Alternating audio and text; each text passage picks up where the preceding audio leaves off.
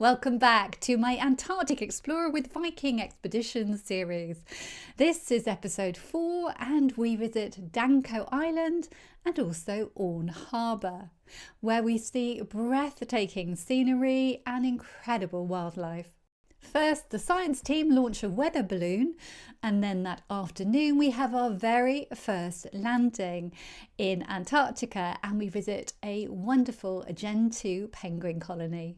The next day we head to Orne Harbour, which is actually our unexpected Plan C destination, and I'll explain why later. Here we take advantage of the stunningly beautiful weather and we go out kayaking, followed by a momentous landing on the Antarctic continent itself. But first, let's start with the moment we woke up to this stunning, serene view. It was an overcast, chilly morning, 30 degrees Fahrenheit, -1 degree Celsius, as many of us gathered on Deck 6 at 8:45 in the morning for a special event, a weather balloon launch. As part of Viking's partnership with NOAA, the US National Weather Service, both Octantis and Polaris, Viking's expedition ships, have been designated as official launch stations. This makes them the first civilian ships ever to be equipped with launching weather balloons. With warming drinks in hand, we watched as the balloon was released at exactly 9 a.m, synchronised with weather stations all over the world. It was an incredible moment knowing we were contributing towards global weather research. After breakfast, we headed back out on deck again to take in the breathtaking Antarctic scenery. The daily briefing that day was taking place at 11 a.m. in the Aula, but you can also watch it in your stateroom. If you've ever wondered what these briefings are like, here are a few slides from Isabel, the expedition leader's presentation the previous day. She started off with an overview of our next destination, which was Danco Island. She showed us a map marking its location along with where we had been before. Then she showed us details about the island's size, landscape, and what wildlife we could expect to encounter. There was also a breakdown of our planned activities, so beach landings, disembarkation tips and what to look out for. There was also a weather update including temperature, wind and wave conditions. This was the view as I lowered our window, our Nordic balcony window, and you can see out to the stunning scenery that we were passing by and the calm sea and the incredible icebergs. Our first excursion was to go out on a special operations boat, and Chris, who's actually from the UK, was the guide for the day.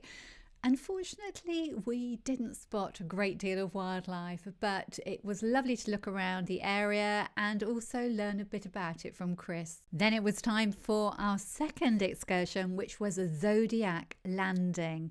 This was our first chance to set foot on land in several days. We travelled to the island by Zodiac and then walked from the shore to a Gen 2 penguin colony, following the Viking Expedition team's carefully marked path, which you can see here. Seeing these adorable penguins up close waddling around was absolutely mesmerising. I could very easily have stayed there for hours just watching them and taking photos and videos. You can see their little highways. These are sort of their pathways that they use to go down to the shore and then back up to their nests. After returning to the ship, we went through biosecurity procedures, having our boots jet washed and also walking through the boot cleaner to ensure we left no impact on the pristine Antarctic environment. Here are just a few photos of our time at Danco Island.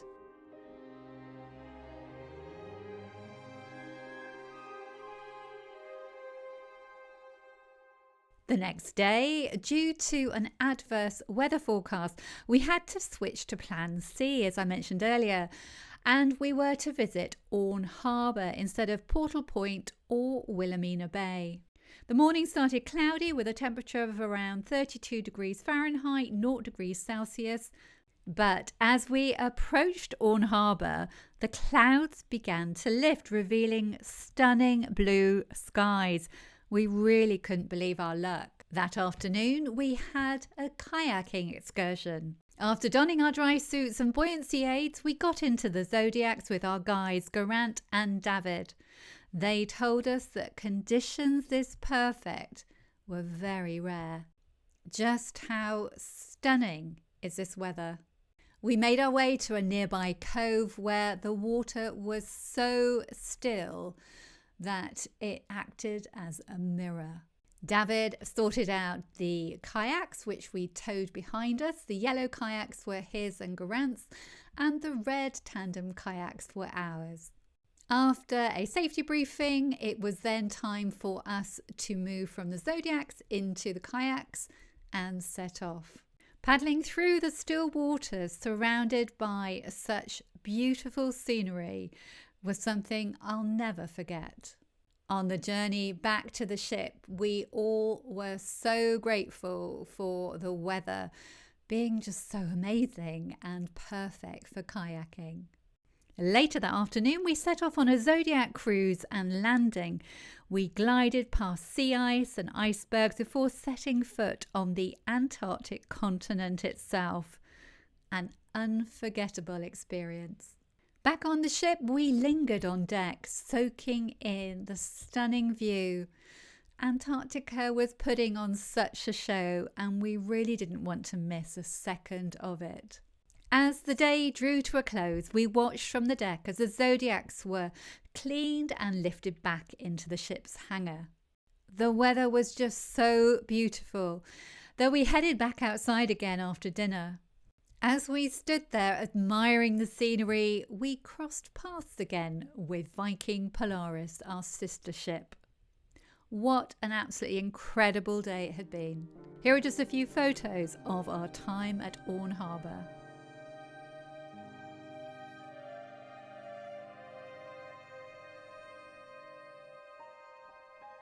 Our expedition has been filled with so many unforgettable moments, and there's even more to come. If you've enjoyed this episode, be sure to check out the others.